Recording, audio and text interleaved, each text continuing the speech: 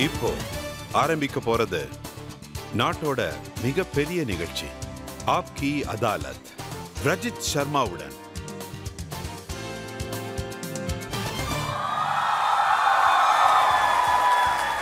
வணக்கம். தேங்க்யூ. ஆப்கி அதாலத்தில் உங்க எல்லாரையும் வரவேற்கிறேன். ஆப்கி அதாலத்தில் இன்னைக்கு நாம வழக்கு நடத்த போறவர் ஒரு சிறந்த அரசியல்வாதி.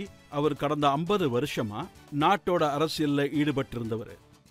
இந்த நாட்டோட ரொம்ப அனுபவம் வாய்ந்த சீனியர் தலைவர்கள்ல அவர் ஒருவர்.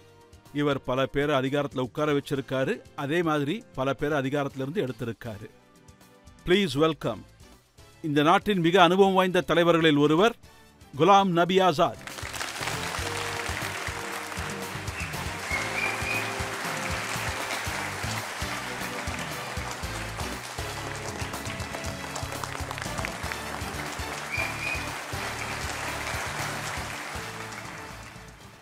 இன்னைக்கு ஆப்கி அதாலத்தில் ஆசாத் சாருக்கான ஜட்ஜை தேர்ந்தெடுக்கிறதுல ரொம்பவே கஷ்டப்பட்டோம். ஏன்னா அனுபவம் வாய்ந்தவர் இவர், 50 வருஷ பொலிட்டிக்கல் கேரியர். இப்போ நான் கூப்பிட போறது பாலிடிக்ஸ்ல அனுபவம் வாய்ந்த தலைவர், ஃபார்மர் யூனியன் மினிஸ்டர், இன்னைக்கான ஜட்ஜ் தினேஷ் திரிவேதி சார்.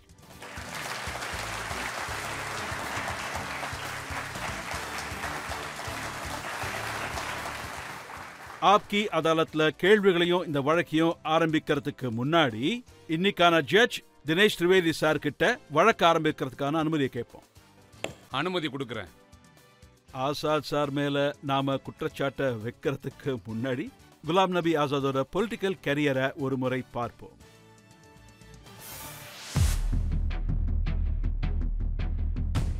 குலாம் நபி ஆசாத் நாட்டோட சீனியர் பொலிட்டிக்கல் லீடர்ஸ்ல ஒருத்தர். குலாம் நபி ஆசாத் 50 வருஷங்களுக்கு முன்னாடி காங்கிரஸ் பார்ட்டியில ஜாயின் பண்ணாரு. காஷ்மீர்ல பிளாக் லெவல் செக்ரட்டரியா தன்னுடைய வாழ்க்கைய ஆரம்பிச்ச குலாம் நபி ஆசாத் காங்கிரஸ் பார்ட்டியில ஸ்டேட் லெவல்ல பல பொசிஷன்ஸையும் வகித்தவர். இவர் யூத் காங்கிரஸோட பிரசிடென்ட் ஆனதுக்கு அப்புறம் தான் இவர் நேஷனல் லெவல்ல பிரபலம் அடைஞ்சாரு.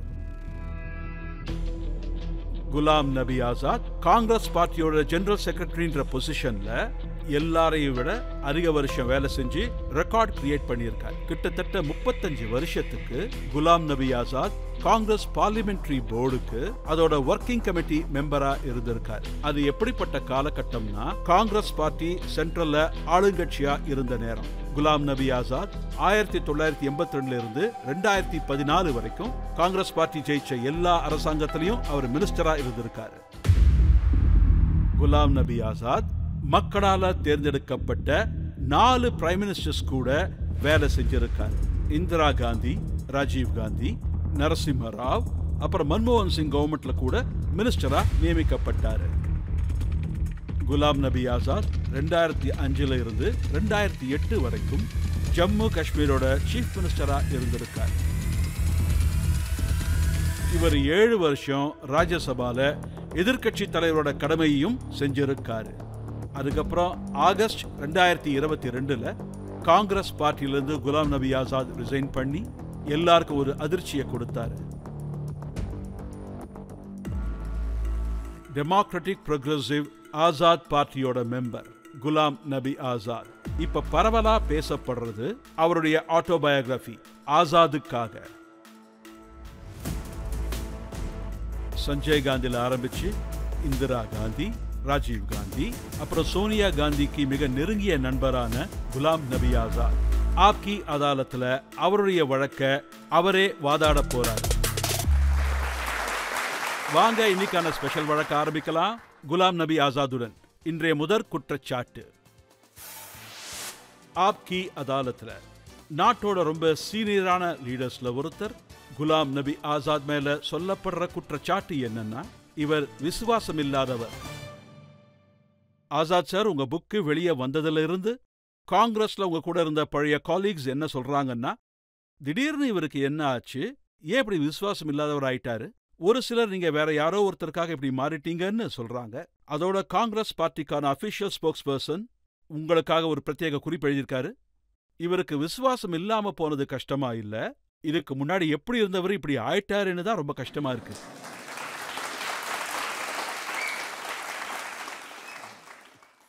ஒரு காலத்துல நான் எப்படி இருந்தேன், இப்ப இப்படி ஆயிட்டேன்னு சொல்றாங்க இல்லையா, அவங்க தான் என்னோட இந்த நிலைமைக்கு முழு காரணம். நான் ஒன்றும் விசுவாசம் இல்லாதவன் இல்லை, இப்ப சுதாரிச்சுக்கிட்டேன் அவ்வளவுதான். விசுவாசமா இல்லாதவங்க அவங்க தான். அவங்களுக்கு எல்லாமே கண்ணுக்கு தெளிவா தெரியுது. ஆனா பாருங்க, எல்லாமே அழிஞ்சு போயிடுச்சுன்னு லீடர்ஷிப்புக்கு சொல்றதுக்கு அவங்க யாருக்கும் தைரியம் இல்லை. அவங்க தான் விசுவாசம் இல்லாதவங்க. அவங்க அவங்களோட லீடரை ஏமாத்துறாங்க, அவங்களோட பார்ட்டியை ஏமாத்துறாங்க. அவங்களால பார்ட்டி லீடர்கிட்ட பார்ட்டி அழிஞ்சுக்கிட்டு இருக்குன்னு சொல்றதுக்கான தைரியமோ இல்லைன்னா அவசியமோ அவங்களுக்கு இல்லை. இந்த பார்ட்டி ஒரு காலத்துல இந்தியாவோட 31, 33 ஸ்டேட்ல தான் ராஜ்யத்தை நடத்திக்கிட்டு இருந்துச்சு. பார்லிமெண்ட்ல கிட்டத்தட்ட 414 சீட்ஸ் இருந்துச்சு. ஆனா கடந்த 2 எலெக்ஷன்ல 50, 55 சீட்ஸை கூட ஜெயிக்க முடியல. லீடர் அப்போசிஷனை உருவாக்க முடியல. அவங்க தான் விசுவாசம் இல்லாதவங்க. அவங்க தான் அவங்களோட பார்ட்டியை ஏமாத்துறாங்க. எல்லாமே தெரிஞ்சிருந்தும் லீடருக்கு இதை பத்தி சொல்ல மாட்டாங்க. இங்க தப்பு பண்றீங்கன்னு சொல்றதுக்கு தைரியம் இல்லை. ஆசாத் சார், இந்த காங்கிரஸ்லேருந்து வெளியே வந்தது அவங்களோட பிரச்சனை கிடையாது. அவங்க என்ன சொல்றாங்கன்னா, நீங்க ராகுல் வேணான்னு சொல்றது பிரச்சனை இல்லை, ஆனா மோடி வேணும்னு சொல்றது தான் பிரச்சனை.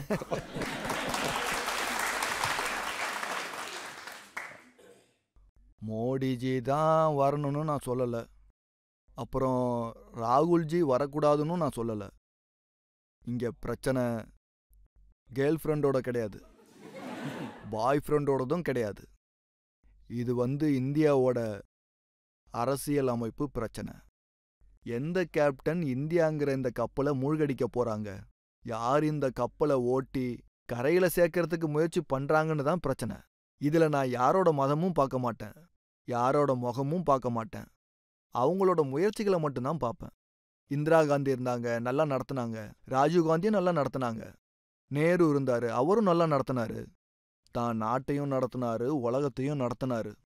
மிஸ்ஸஸ் காந்தியை பத்தி சொல்லணும்னா, பிரைம் மினிஸ்டர் ஆகிறதுக்கு வாய்ப்பு கிடைக்கல. ஆனா அவங்களும் பின்னாடியில இருந்து இதை நடத்திக்கிட்டு இருந்தாங்க. ஆனா இன்னைக்கான நிலைமை என்ன? பார்ட்டியே சரியா இல்லையே. வெறும் திட்டுறதால மட்டும் லீடர் ஆயிட முடியாது. திட்டுறதும் பண்ணலாம், ஆனா அரசியலை சொபஸ்டிகேட்டடா தான் திட்டணும். ஆனா ஸ்ட்ரீட் லாங்குவேஜஸ்லாம் யூஸ் பண்ணக்கூடாது. அதுவும் எப்ப பண்ணணும்னா, 24 மணி நேரம் தூங்கி எழுந்து நீங்க ஒருத்தரை திட்டுறீங்க, தூங்கறதுக்கு முன்னாடி இன்னொருத்தரை திட்டுறீங்க. இதனால நாடும் உருப்படாது, உலகமும் உருப்படாது, யாராலையும் அதிகாரத்துக்கும் வர முடியாது. நீங்க ராகுல்ஜி கப்பலை மூழ்கடிக்கிறாரு, மோடி ஓட்டுறாருன்னு சொல்றீங்களா? இப்போதைக்கு அதுதானே நடக்குது. கேப்டன் ஆகிறதுக்காக உதாரணத்துக்கு மோடி சார் 24/7 உழைக்கிறாரு. அப்படின்னா அதிகாரத்துக்கு வரத்துக்கு 24 மினிட்ஸாவது வேலை செய்யணும்ல. 24 மினிட்ஸ் கூட வேலை செய்யலனா எப்படி நீங்க பிரதமர் ஆவீங்க? ராகுல் காந்தியை பார்த்தா பாவமா தான் இருக்கு. நான் அவரோட அப்பா கூடயே மந்திரியா இருந்திருக்கேன். அவங்க அப்பா கூட நான் பார்ட்டிலையும் இருந்திருக்கேன். நான் அவங்க பார்ட்டி கூட இருக்கும் போது 32 வயசுல மந்திரியா இருக்கேன். அதுக்கு முன்னாடி யூத் காங்கிரஸ்ல 28-30 வயசுல இந்திரா காந்தி கூட வேலை பார்த்திருக்கேன். அவங்க 24 மணி நேரத்துல 20 மணி நேரம் வேலை செய்வாங்க. ராஜீவ் காந்தி 20 மணி நேரம் வேலை செய்வாரு. இவர் ஏன் 20 நிமிஷம் கூட வேலை செய்யல? அவங்க 20 மணி நேரம் வேலை செஞ்சதுனால பிரதமர் ஆனாங்க. இவங்க 20 நிமிஷம் கூட வேலை செய்யாம, எந்த வேலையும் செய்யாம பிரதமர் ஆகணும்னு நினைச்சா கண்டிப்பா முடியாது. நான் 20 மணி நேரம் வேலை செஞ்சிருக்கேன். சொல்ல போனா இன்னைக்கும் 17+18 மணி நேரம் வேலை பார்த்துக்கிட்டு இருக்கேன். புது பார்ட்டியை உருவாக்கி இருக்கேன். 2 மணி வரைக்கும் வேலை பார்க்கறேன், நிறைய பேரை சந்திக்கிறேன், திரும்பவும் 6 மணிக்கு ஆரம்பிச்சிடுவேன். நீங்க இப்படிலாம் பேசிட்டு இருக்கிறதுனால அவங்க என்ன சொல்றாங்கன்னா, இவர் பார்ட்டி பேரு தான் ஆசாத், ஆசாத்துக்கான அர்த்தம் சுதந்திரம், புத்தகத்தோட பேரு ஆசாத்னு வச்சிருக்காரு, ஆனா மோடிக்கு அடிமை ஆயிட்டாருங்கிறாங்க. யாரோட அடிமையும் இல்ல, இந்த யோசனையே அடிமைத்தனம் தான். ஒருத்தர் நல்ல விஷயம் பண்றத, நல்லதுன்னு சொல்றத, தப்பு பண்றத அப்புறம் தப்புன்னு சொன்னா இப்படி சொல்றாங்க. இதுதான் அடிமைத்தனத்துக்கான அவங்க எண்ணம். என்ன சொல்றாங்கன்னா, உங்களோட இந்த புத்தகத்தை எழுதினது ஆசாத் சார் கிடையாது, மோடிஜி தான் எழுதினாருன்னு சொல்றாங்க.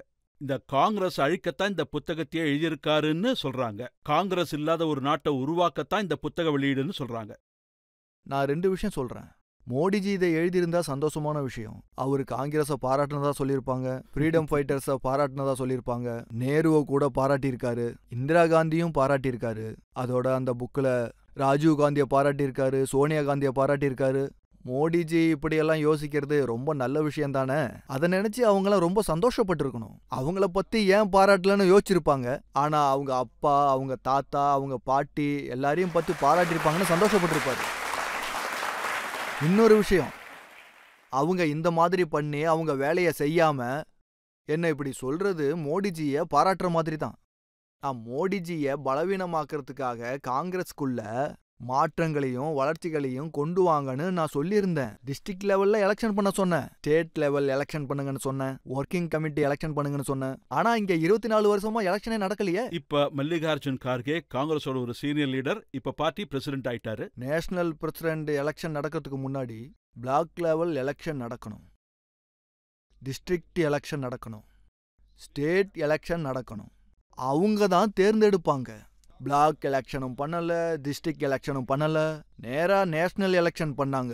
அதுவும் ஓட்டர் லிஸ்ட் இல்லாமலே பண்ணாங்க. எலெக்ஷன் முடியற வரைக்கும் கூட நிறைய பேருக்கு ஓட்டர் லிஸ்ட் கிடைக்கல. அன்னைக்கு சில பேர் ஓட்டர் லிஸ்ட போன்ல காமிச்சுக்கிட்டு இருந்தாங்க. கார்கேஜி பிரசிடென்ட் ஆறாருன்னா எதுவும் நடக்கல. இவரு இப்படி பார்ட்டியை இப்படிதானே நடத்த போறாரு. பார்ட்டி எங்க அவர் நடத்த போறாரு? அவர் பார்ட்டியை நடத்திருந்தாதான் ரொம்ப நல்லா இருந்திருக்குமே. அவரும் ரொம்ப பாவம். அவரு என்னோட நண்பர். அவரை டவுன்கிரேட் பண்றதுக்கு நான் விரும்பல. அதோட முக்கியமான விஷயம் என்னன்னா, 26 வருஷமா ஒர்க்கிங் கமிட்டி அதோட எலெக்ஷன் எப்ப நடந்துச்சு? 26 வருஷத்துக்கு முன்னாடி 1907ல நடந்துச்சு. கடந்த செஞ்சுரியில சீதாராம் கேசரி தலைமையில நடந்துச்சு. அதுக்கப்புறம் இது வரைக்கும் நடக்கல. ஏன் நடக்கல? ஏன்னா எலெக்டட் ஒர்க்கிங் கமிட்டிய பிரசிடென்டால எடுக்க முடியாது. ஏன்னா அவங்க எலெக்டட். ஆனா இவங்களுக்கு ஒவ்வொரு நாளும் பாருங்க பிரசிடென்ட மாத்திக்கிட்டே இருக்காங்க. ஒருவேளை இவன் அதிகமா பேசினா இவனை எடுத்துட்டு இன்னொருத்தனை போடணும். யாராச்சும் அசாத் மாதிரியான ஆளுக்கு லெட்டர் எழுதுனா அவனை எடுத்துருவாங்க, வேற ஒருத்தரை வச்சுப்பாங்க. இதை டெமோக்ரஸின்னு எப்படி சொல்ல முடியும்? காங்கிரஸ் எப்படி ஆளும்? ஸோ எலெக்ஷன், ஒர்க்கிங் கமிட்டியோட எலெக்ஷனும் நடக்கல. இன்னொரு விஷயம், உலகத்துக்காக உங்கள் சேனல் வழியா கோடிக்கணக்கான மக்கள் பார்க்கறாங்க. அசம்பிளி டிக்கெட்ஸோட 70% நீங்க தவறான ஆட்களுக்கு கொடுக்குறீங்க. இதுலயும் சரி, பார்லிமெண்ட்லயும் சரி. எலெக்ஷன் டிக்கெட் கொடுக்கிற அந்த கமிட்டிய முதல்ல சேஞ்ச் பண்ணுங்க. இன்னைக்கு அரசியல்ல யாரு ஆக்டிவா இருக்காங்களோ அவங்கள வைங்க. தமிழ்நாட்டுல இன்னைக்கு இது பண்ணாதான் சரியா இருக்கும், இல்ல அது பண்ணாதான் சரியா இருக்கும் சொல்றவங்கள வைங்க. அரசியலை நடத்துறவங்கள வைங்க. பெங்கால்ல எது சரி எது தப்புன்னு சொல்லணும். ஆனா 15 வருஷத்துக்கு முன்னாடி அவனே அரசியல இருந்து ரிட்டையர் ஆனவன். 24 வருஷத்துக்கு முன்னாடி நடந்ததை பேசுறவன் அவன் டிக்கெட்ஸை டிசைட் பண்றானா 40 சீட்டு கிடைக்காம பின்ன எவ்வளவு கிடைக்கும்? ஆனாலும் மோடியோட போட்டி போடணும்னு நினைக்கிறீங்க. சோ இதுல நான் காங்கிரஸை ஏமாத்துறேனா இல்ல அவங்க ஏமாத்துறாங்களா? காங்கிரஸ் அவங்க பலவீனமாக்குறாங்களா நான் பலவீனமாக்குறேனா? சரி பண்ணுங்கன்னு சொன்னேன். சரி பண்ணுங்கன்னு சொன்னவன் இன்னைக்கு விசுவாசம் இல்லாதவனா ஆயிட்டான், பயந்தாங்குழி ஆயிட்டான். ஆனா உள்ள உக்காந்துக்கிட்டு நீங்க நல்லா காங்கிரஸ பாலிஷ் பண்றவங்க ரொம்ப நல்லவங்க.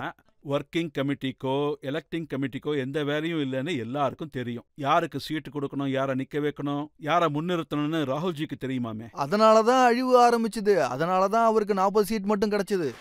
ஒருவேளை ஒர்க்கிங்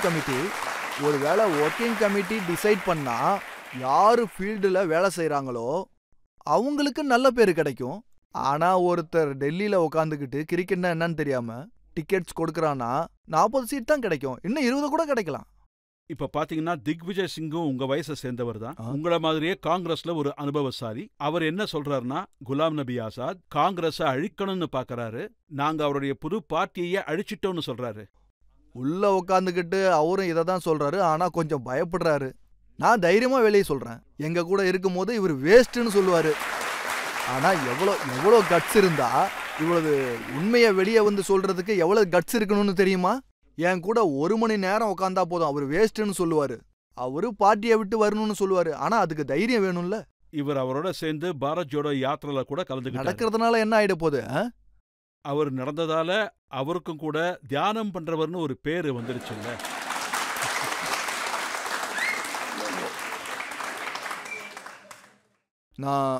நான் அந்த விஷயத்துலலாம் குறுக்கிட மாட்டேன்.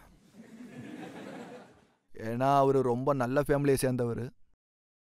ரொம்ப கஷ்டமா இருக்கு. இந்த ஃபேமிலி கூட சேர்ந்து எனக்கு நிறைய அசோசியேஷன் இருக்கு. அவங்கள பத்தியே பேசுற மாதிரி இருக்கு. நாங்க உள்ள உக்காந்து எங்களால எவ்வளவு முயற்சி பண்ண முடியுமோ அத பண்ணோம். அவரு கேட்கல.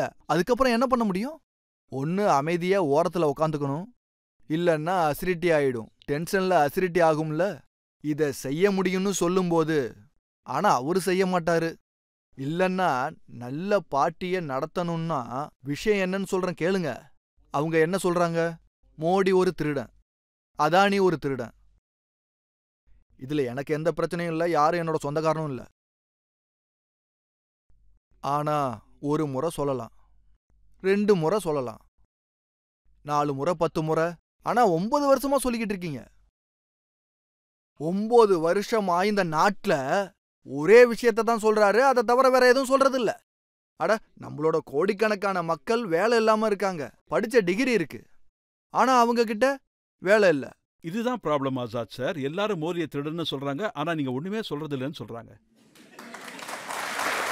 இல்ல, அவரு சொல்றாரு, நான் ஏன் சொல்லணும்? நீங்க இதெல்லாம் சொல்றீங்க. 9 வருஷமாவா சொல்லிக்கிட்டு இருப்பாங்க? இந்த நாட்டுல 130 கோடி மக்கள் இருக்காங்க. 130 கோடி மக்களுக்கு 10,000 கோடி பிரச்சனைகள் இருக்கு.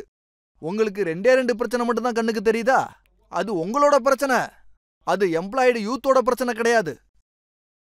அது அவங்களோட என்ன சொல்லுவாங்க, விலைவாசிலாம் ஏறிடுச்சு. அந்த பிரச்சனையை பத்திலாம் பேசுறது இல்லையே. இந்த விஷயத்தை நேருக்கு நேரம் அவர்கிட்ட சொன்னீங்களா? நாங்கெல்லாம் ஒர்க்கிங் கமிட்டில டைரக்டா சொன்னோம். நீங்க பண்றது தப்புன்னு சொன்னோம். நீங்க பண்றது தப்புன்னு யாரு அவங்க கிட்ட சொன்னாலும் நீங்க மோடிஜி கூட இருக்குன்னு சொல்றாங்க. இப்ப இந்த மாதிரி ஆளுங்களை என்ன பண்றது?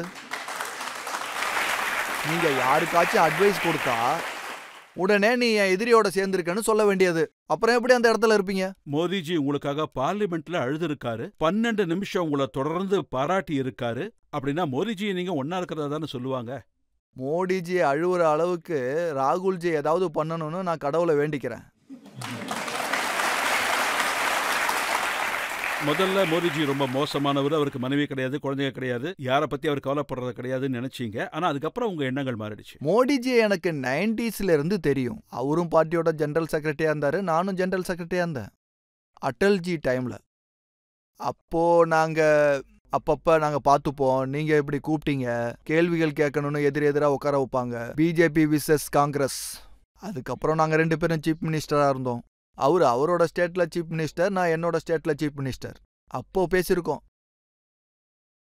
ஆனா அவ்வளவு நெருக்கமாலாம் எனக்கு தெரியாது. அதுக்கப்புறம் 7 வருஷம் ஆப்போசிஷன் லீடரா இருந்தேன். 7 வருஷம் பிரதமரா இருந்தாரு இப்பவும். ஆனா அதிகமா அவ்வளவுதான் பேசுறதுல. ஆனா மீட்டிங்ல ஒவ்வொரு செஷன்லயும் 2-3 மீட்டிங் இருக்கும். அதுல அவரோட எல்லாரும் பேசுறத அமைதியா உட்காந்து கேட்டுக்கிட்டு இருப்பாரு. இவரு ரொம்ப மோசமானவருன்னு நான் நினைச்சிருக்கேன். அப்போசிஷன்ல லீடரா 7 வருஷங்களா நான் இவருக்கு எதிராக நிறைய விஷயங்களை சொல்லியிருக்கேன். இப்ப நம்ம எதிரெதிரா இருந்தா எதிரெதிரா மோதிக்கிறது ரொம்ப கஷ்டமா இருக்கும். 1 மணி நேரம் ஒவ்வொரு முறையும் அவருக்கு எதிராக நின்னுக்கிட்டு, உங்களோட இந்த பாலிசி தப்பு, அந்த பாலிசி தப்பு, நீங்க இந்த தப்பு பண்ணிருக்கீங்க, அது பண்ணிருக்கீங்க, இது பண்ணிருக்கீங்கன்னு சொல்லி நல்லதும் செஞ்சிருக்காரு. ஆனா நல்லது பண்ணீங்கன்னு நான் எப்பவுமே அவர்கிட்ட சொல்லது இல்லை. அது என்னோட தப்பு தான். இல்லைன்னா ராகுல் காந்தி இவர் முதல்ல இருந்தே பிஜேபி காரன்னு சொல்லியிருப்பாரு. ஆனா நான் பார்லிமெண்ட்ல இருந்து ரிட்டையர் ஆனதுக்கு அப்புறம் என்னோட ஒர்க்கிங் டேஸ் முடிஞ்சது. ஏன்னா ஜம்மு காஷ்மீர்ல அதுவும் மோடிஜியால தான். நான் இல்லைன்னா பார்லிமெண்ட்ல இருந்திருப்பேன். அவரால் எனக்கு நஷ்டமும் ஆயிருக்கு. ஏன்னா நான் ஜம்மு காஷ்மீர்ல தேர்தல் முடிச்சுட்டு வந்ததுக்கு அப்புறம் அங்கிருந்து அசம்பிளி ராஜ்யசபாவுக்கு அனுப்பிட்டாரு. இப்ப அந்த அசம்பிளியை அவரு 4-5 வருஷத்துக்கு மூடி வச்சுட்டாரு. 5-6 வருஷம் ஆயிடுச்சு. அப்ப அந்த நேரத்துல அசம்பிளியே இல்லாதப்போ யாரு என்ன தேர்ந்தெடுப்பாங்க?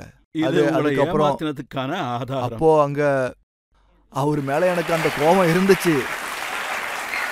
அதோட அந்த கவர்னர் ரூல அகற்றத்துக்கும் அசம்பிளிய பண்றதுக்கும் பார்லிமெண்ட் வரத்துக்கும் நிறைய முயற்சி பண்ணேன். என்னோட கோபம் அதிகரிச்சுக்கிட்டே இருந்துச்சு. 7 வருஷம் அவரை நான் எதிர்த்ததால அவரோட கோபமும் சரியானது தான். ஆனா அவர் அந்த சொற்பொழிவு ஆற்றும்போது, அதாவது விடை கொடுக்கிற சொற்பொழிவு, அப்போ என்னோட பாயிண்ட் ஆஃப் வியூவே மாறிடுச்சு. இந்த மனுஷன் மோசமானவரா இருக்கலாம், அவரோட எண்ணங்களும் என்னோட எண்ணங்களும் சேராது. அவரோட எண்ணங்களால நாட்டுல நஷ்டம் ஏற்பட வாய்ப்பு இருக்கலாம். ஆனா அவரு சொற்பொழிவு ஆரம்பிச்சதுக்கு அப்புறம் எனக்கு மோடிஜியோட இன்னொரு முகமும் தெரிஞ்சுது. ஸ்டேட்ஸ்மேனோட முகம் தெரிஞ்சுது. பிரைம் மினிஸ்டர் தப்பு பண்ண மாட்டாங்கலாம் நான் சொல்லல. என்னென்ன தவறுகள் நடக்கணும் நான் என்னோட புக்லையும் எழுதியிருக்கேன். ஆனா அவர் கஷ்டப்படுறது இல்லைன்னு சொன்னா அப்படி சொல்றது ரொம்ப தப்புன்னு சொல்லுவேன். ஏன்னா அவர் ஹார்ட் ஒர்க்கர். ஆனா அவரு அழுத விதமும் அந்த மாதிரி ஒரு காட்சிய திரும்பவும் என் முன்னாடி கொண்டு வந்தாரு. அதுல அவரும் அழுதாரு, நான் கூட அழுதேன். அவரு எதுக்காக அழுதாரு? நான் போறேன்றதுக்காக அழுதாரா? நாங்க என்ன பாய் ஃப்ரெண்டு கேர்ள் ஃப்ரெண்டா சொல்லுங்க பாப்போம். ஒரு மனித நேயத்தோட அழுதாரு. ஏன்னா நான் முதலமைச்சரா இருக்கும்போது குஜராத்தோட ஒரு பஸ், குஜராத்தி பாசஞ்சர்ஸோட டூரிஸ்ட் பஸ் காஷ்மீருக்கு வந்துச்சு. காலங்காத்தாலேயே எனக்கு சிஐடி ஃபோன் பண்ணாங்க. குஜராத்தி பேசஞ்சர்ஸ் வந்த பஸ் வந்துச்சு. அந்த பஸ் மேல துப்பாக்கியை வச்சு அட்டாக் பண்ணிட்டாங்க. நிறைய பேர் இறந்தும் போயிட்டாங்க. நிறைய பேர் காயத்தோட இருக்காங்க. இதை கேட்ட உடனே நான் ட்ரெஸ் கூட சரியா பண்ணல, சாப்பிடாம அப்படியே கிளம்பிட்டேன்.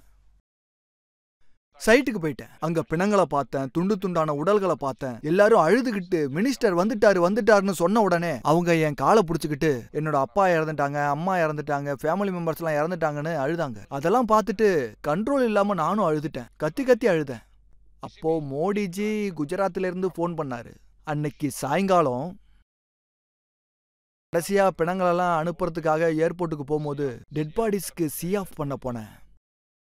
அங்க திரும்பவும் இவங்கெல்லாம் என்ன பிடிச்சிக்கிட்டாங்க.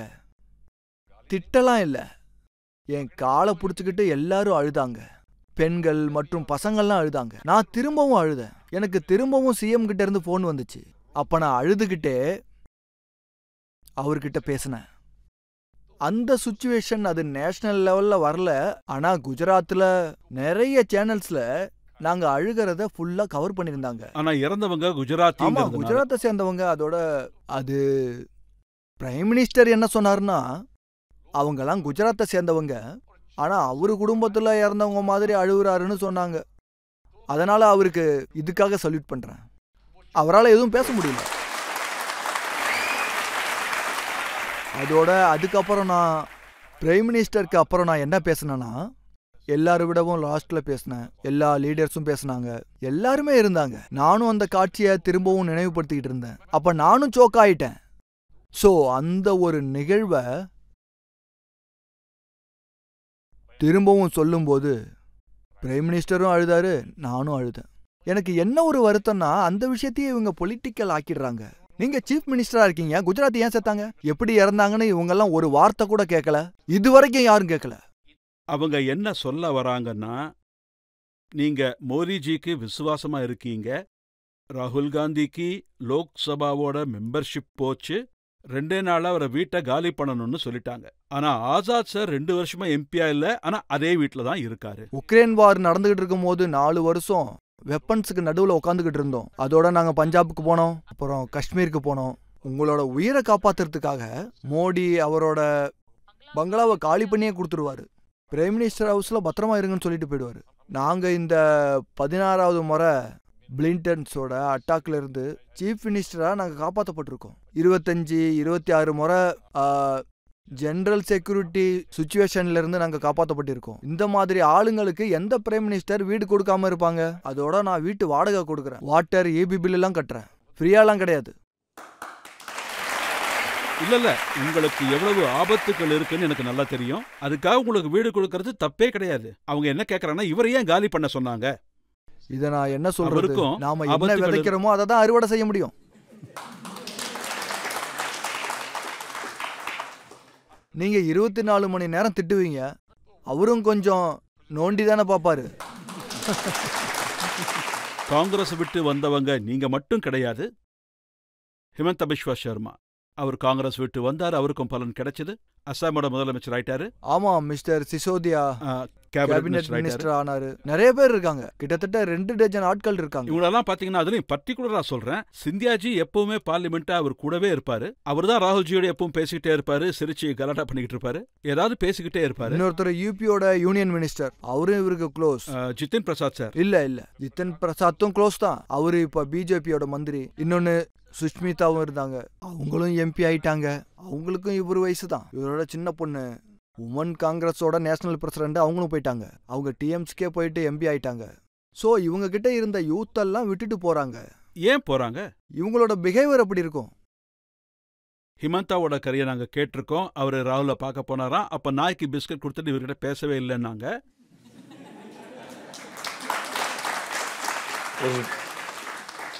ஹேமந்தாவோட கதைய நான் புக்ல எழுதியிருக்கேன். ஏன் அப்படின்னா மிஸ்ஸஸ் காந்தி என்ன அனுப்புனாங்க.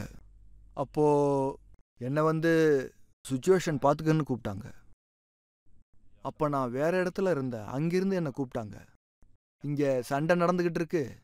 அப்போ அவங்கெல்லாம் சேர்ந்து சிஎம்க்கு எதிராக ஓட் ஆஃப் நோ கான்ஃபிடன்ஸ் கொடுத்துட்டாங்க. இதுக்கு நீங்க எலெக்ஷன் பண்ணுங்க அப்படின்னு கூப்பிட்டாங்க. அப்போ நான் என்னோட வீட்டில், என்னோட டெல்லி வீட்டில் ஹேமந்தாவும் அவங்களோட சேர்ந்து 35 எம்எல்ஏஸ் வந்திருந்தாங்க. சிஎம் கூப்பிட்டேன், அவர் கூட 7 எம்எல்ஏ இருந்தாங்க.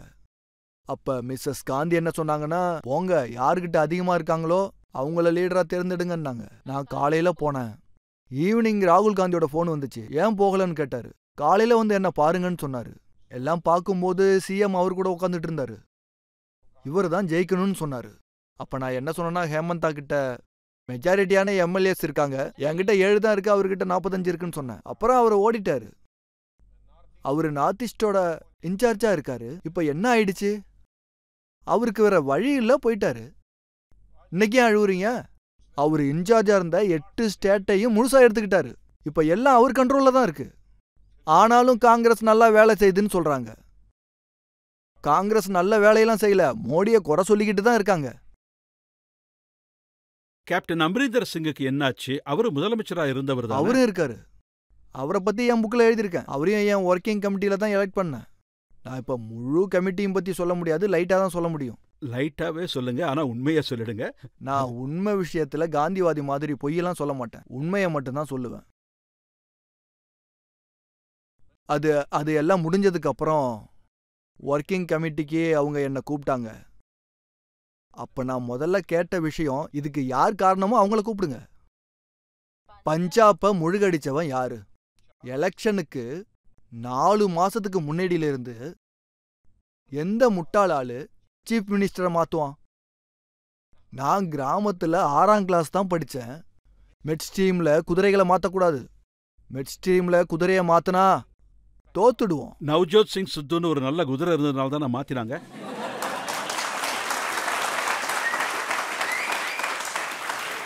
ஆமா, அது என்னவோ உண்மைதான். அவ்வளோ பெரிய குதிரையை நான் இது வரைக்கும் பார்த்ததில்லை. பேசஞ்சரை ஏத்திக்கிட்டு அவரும் முழுகிற குதிரையை இப்பதான் நான் பார்க்கறேன். நான் இதுவரைக்கும் இந்தியாவில் பார்த்ததுல 50 வருஷத்துல என்னோட அனுபவத்துல ஒரு காங்கிரஸ் பிரசிடென்ட் நவ்ஜோத் சித்து எலெக்ஷன்ல தேர்தல் காலத்துல என்ன சொல்றாருன்னா, இந்த சீஃப் மினிஸ்டர் பொய் சொல்றாரு, இவர் உங்களுக்கு கொடுக்குற பிராமிஸ்லாம் பொய் தான், இவர் ஜெயிச்சா எதுவும் செய்ய மாட்டாருன்னு சொல்றாரு, இவர் திருடன் சொல்றாரு. அது மட்டும் இல்லாம அவரோட பொண்ணும் பார்ட்டிக்காக எலெக்ஷன் கேம்பெயினிங் பண்றாங்க. அதுல எங்க சீஃப் மினிஸ்டர் திருடன் சொல்றாங்க. அப்ப அந்த பார்ட்டிக்கு எந்த கழுத ஓட்டு போடும்? அந்த பார்ட்டியோட பிரசிடென்ட், அந்த சீஃப் மினிஸ்டர் திருடன்னு அவரும் அவரோட பொண்ணும் கேம்பெயினிங் பண்றாங்க. அதுவும் எங்க கட்சி முதலமைச்சரை திருடன் சொல்றாங்க. அப்போ மக்கள் எப்படி ஓட்டு போடுவாங்க? இந்த மாதிரி அவங்களோட பார்ட்டியை தப்பா சொல்லி இந்த மாதிரி பிரச்சாரம் பண்றவங்க அவங்க பிஜேபிக்கு உதவி செய்யறாங்களா, நான் செய்யறேனா? அவரு மோடிஜிக்கு ஹெல்ப் பண்றாரா, நான் ஹெல்ப் பண்றேனா? ராஜஸ்தான்ல போராட்டம் நடக்க போறதா கேள்விப்பட்டோம். சச்சின் பைலட் ரொம்ப நாளா குறிச்சிட்டு இருக்கிறதா கேள்விப்பட்டோம். பாருங்க சார், காங்கிரஸ் உயிரோட இருக்கணும்னு தான் நானும் நினைக்கிறேன்.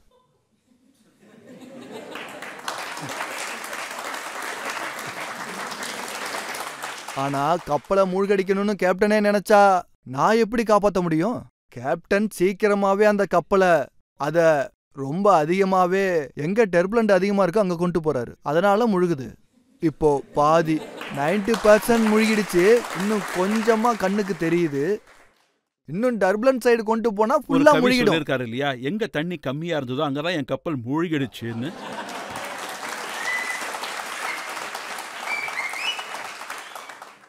ஆனா அங்கேயும் தண்ணி இருந்துச்சுல, இவரு மணல்லே முழுகுறாரு.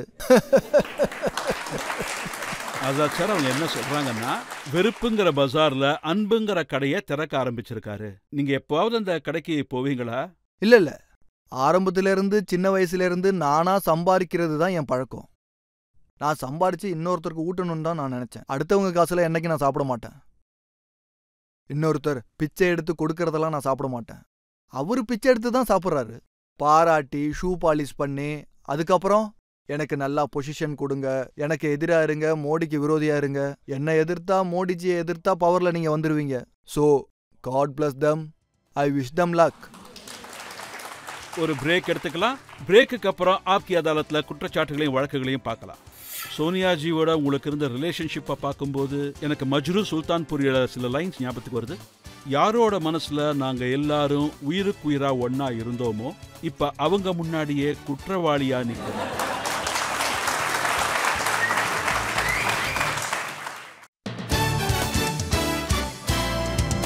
Welcome back. ஆப்கி அதாலத்ல இன்னைக்கு நம்ம விருந்தினர் இந்தியாவில் மிக அனுபவம் வாய்ந்த சீனியர் லீடர்ஸ்ல ஒருத்தர் குலாம் நபி ஆசாத்.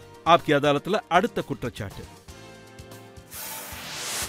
ஆப்கி அதாலத்ல சீனியர் லீடர் குலாம் நபி ஆசாத் மேல வச்சிருக்கிற குற்றச்சாட்டு என்னன்னா, இவர் நன்றி இல்லாதவர். ஆசாத் சார், காங்கிரஸ்ல இருக்கிறவங்க என்ன சொல்றாங்கன்னா, 50 வருஷமா காங்கிரஸ் உங்களுக்கு என்ன கொடுக்கல? யூத் காங்கிரஸோட பிரசிடென்ட் ஆக்கினாங்க, ரெக்கார்ட் டைமா ஜெனரல் செக்ரட்டரியா வச்சிருந்தாங்க, பார்லிமெண்டரி போர்டுல மெம்பரா இருந்தீங்க. காங்கிரஸ் அரசு அமைக்கும் போதெல்லாம் 4 பிரதமர்கள் உங்களை மினிஸ்டரா வச்சிருந்தாங்க. ஆனா நீங்க அவங்கள விட்டுட்டீங்க, முதுகுல குத்திட்டீங்க. அரசியல்ல ஒன்னு சொல்லுவாங்க, யூ ஹாவ் டு ஹேண்ட்.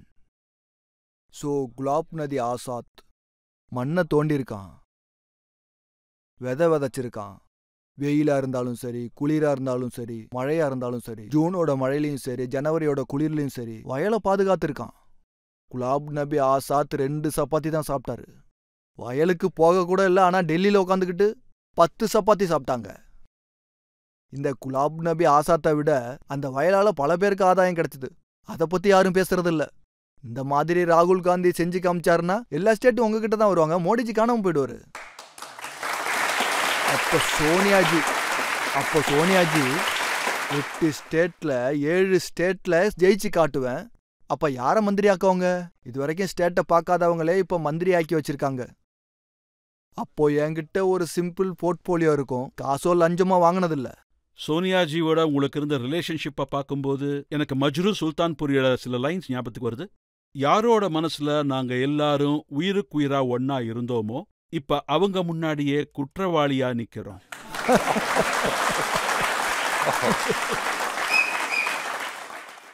இங்க பாருங்க சார், அவங்க மேல எனக்கு மரியாதை இருக்கு, ரெஸ்பெக்ட் இருக்கு. எனக்கு தெரிஞ்ச வரைக்கும் அவங்களுக்கும் இருக்கும். அவங்களும் கவலைப்படுவாங்க, நானும் கவலைப்படுறேன். ஆனா இதுக்கு காரணமானவங்கெல்லாம் இதுல ராகுல் காந்தி மட்டும் காரணம் கிடையாது. இதுக்கு காரணமானவங்க இன்னும் இருக்காங்க. யார் இதை முழுகடிக்க வந்திருக்காங்கன்னு கேள்வி கேட்டேன். அப்ப எங்களை பார்த்து நாங்க தப்புன்னு சொன்னோம், அவங்க சரின்னு சொல்றாங்க. முழுகடிக்கிறதுக்காக சில பேர் அங்க போயிருக்காங்க. அவங்க முழுகடிக்கிறாங்க, நீங்க முழுகுறீங்க. இங்க பாருங்க, இவ்வளவு விஷயம் நடக்குது. ஆனா சோனியாஜி இல்ல அவங்க ஒத்துப்பாங்க. இவன் முழுகடிக்க போறான் எங்களுக்கு தெரியும்னு சொல்லுவாங்க. ஆனாலும் அவரு மேலதான் நம்பிக்கை வைப்பாங்க.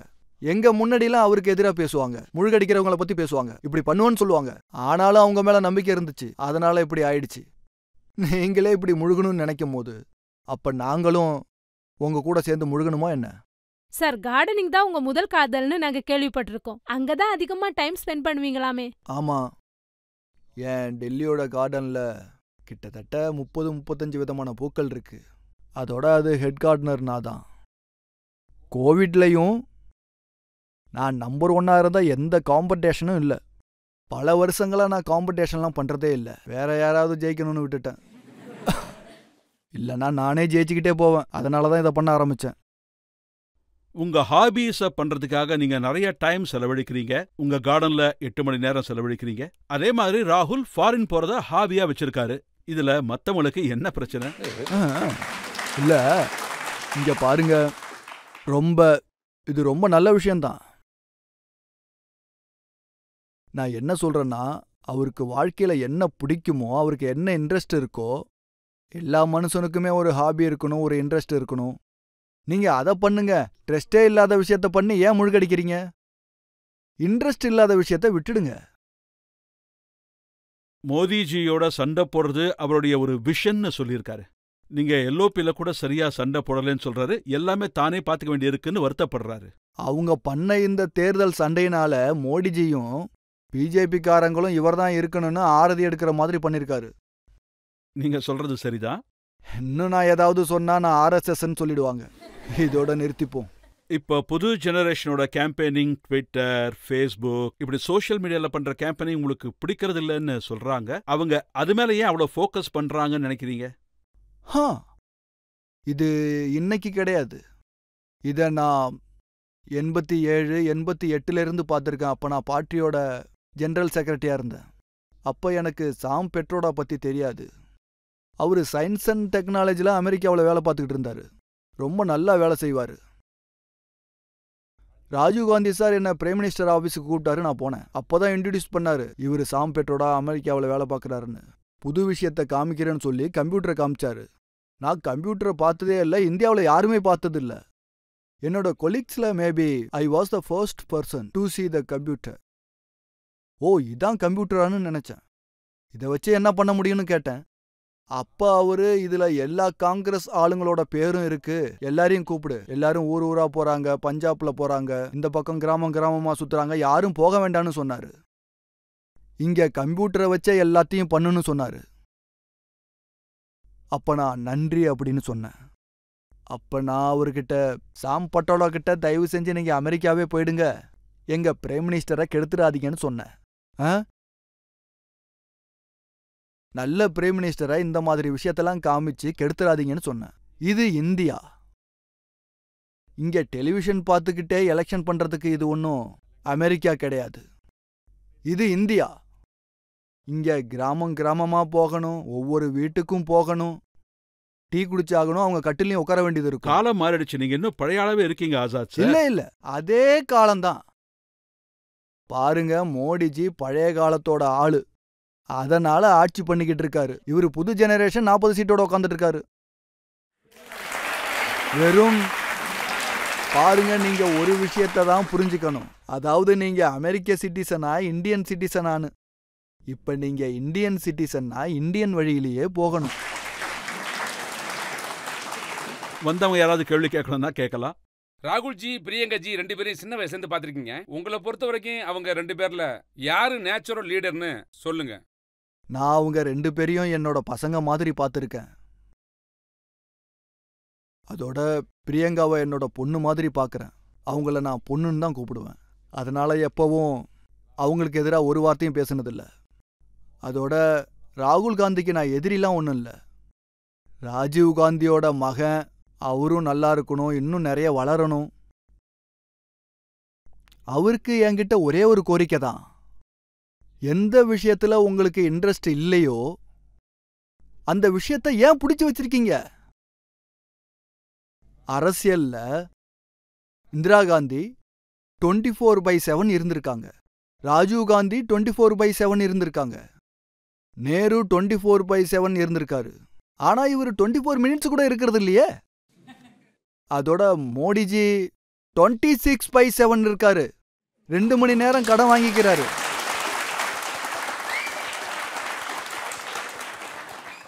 சோ இவரும் கஷ்டப்பட்டா நான் ரொம்பவே சந்தோஷப்படுவேன்.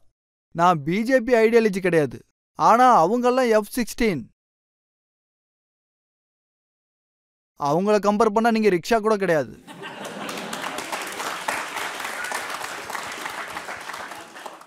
சோ உங்களால முடியாத விஷயத்த விட்டுடுங்க. யாரால பண்ண முடியுமோ அவங்களுக்கு அதை கொடுத்துருங்க. ஆனா நீங்களே தான் அதை ஓட்டணும். தைரியமும் இல்ல.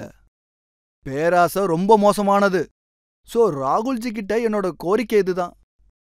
கடவுள் அவருக்கு நீண்ட ஆயுள் கொடுக்கணும், பொறுமை கொடுக்கணும். ஆனா அவங்களால இதெல்லாம் முடியாதே.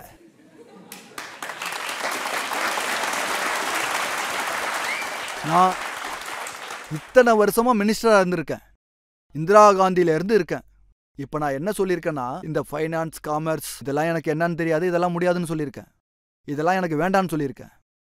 எனக்கு சோசியல் செக்டர், ஹெல்த், எஜுகேஷன் மற்ற விஷயங்களை எனக்கு கொடுங்கன்னு சொல்லியிருக்கேன். ஸோ நம்மளால என்ன முடியும்னு நம்மளுக்கு தெரியணும். அவங்க கிட்ட எப்பயாவது இது முடியாதுன்னு சொல்லியிருக்கீங்களா? யாராச்சும் உங்களால முடியாதுன்னு சொன்னா அவங்கள பிரமோதின்னு சொல்லிடுவாரு. அப்படிதான் என்னையும் சொன்னாரு. இந்த ஒரு வார்த்தை மட்டும்தான் அவருக்கு தெரியும். இதை தப்பு பண்றீங்கன்னு சொன்னா, ஓகே நீ பிரமோதி, நான் தானே. மீடியா கொஸ்டின் கேட்டா நீ பிரமோதி. மீடியாவோட வேலையே அதுதானே. 4-5 மீடியாக்காரங்களை நான் சந்திச்சிருக்கேன். அவங்க கேள்வி கேட்டதுனால மோடி தானே உங்களை அனுப்புனாருன்னு சொல்லிட்டாராம். அட நீங்க இவ்வளவு கேள்வி கேட்குறீங்க. கேள்வி கேட்கறது தானே மீடியாவோட வேலையே. அவங்க என்ன நம்ம மேல அன்பா காட்ட போறாங்க? நீங்க எப்போ ஆக்வர்டா ஆகுறீங்களோ அப்பதான் மீடியாக்காரங்களோட டெலிவிஷனோ பேப்பரோ ஃபேமஸ் ஆகும். அப்படி கேட்டாதான் அவங்க ஃபேமஸ் ஆக முடியும். லீடரோட வேலை பதில் சொல்றது. எல்லாம் ஸ்கிரிப்டடாவா சொல்லுவாங்க? இப்ப நான் இந்த கேள்வியை கேட்கறேன், நீங்க இந்த பதில் சொல்லணும். இப்படியெல்லாம் ஸ்கிரிப்டட் பண்ணா சரி வராது. பலமுறை நடந்திருக்கு, ஆனா டெய்லி நடக்காது. சில நேரங்கள்ல உங்க அறிவோட நீங்க பதில் சொல்ல வேண்டியிருக்கும். ஸோ மீடியாவும் அவரை எதிர்த்து கேள்விலாம் கேட்கக்கூடாது. யாராச்சும் இன்கன்வீனியன்ட் கேள்வி கேட்டா நீங்க மோடியோட ஆளு அப்படின்னு சொல்லிடுறாரு. மோடிஜி என்ன கடவுளா சொல்லுங்க? மோடிஜி அவரோட வேலையை பார்க்கறாரு. அவரையும் உங்களை தொந்தரவு பண்றாரு. ஆனா இல்ல, மோடிஜியும் கொஞ்சம் நோண்டுவாரு. விஷயம் என்னன்னா, அவரு 24 மணி நேரம் ஒரே விஷயத்த வச்சு நோண்டிக்கிட்டே இருப்பாரு. அதனாலதான் இப்படி ஆகுது. ஒரு பிரேக் எடுத்துக்கலாம். பிரேக்குக்கு அப்புறம் ஆப்கி அதாலத்துல குலாம் நபி ஆசாத் சாரோட வாழ்க்கைகளையும் கேள்விகளையும் தொடரலாம். ஆனா பிரியங்கா காந்தியை ஆக்டிவ் பாலிடிக்ஸ்குள்ள கொண்டு வர ஏன் இவ்வளவு லேட் ஆச்சு? அது அவங்களுக்குள்ள ஃபேமிலிக்குள்ள பேசிக்கிட்டாங்க. பொண்ணை கொண்டு வரக்கூடாது, பையனை மட்டும் தான் கொண்டு வரணும்னு நினைச்சாங்க. Welcome back. ஆப்கி அதாலத்தை நாம இன்னைக்கு வழக்க நடத்திட்டு இருக்கிறது இந்தியாவோட ரொம்ப அனுபவம் வாய்ந்த அரசியல் தலைவர்கள்ல ஒருவர் குலாம் நபி ஆசாதுடன். இதில் அடுத்த குற்றச்சாட்டு,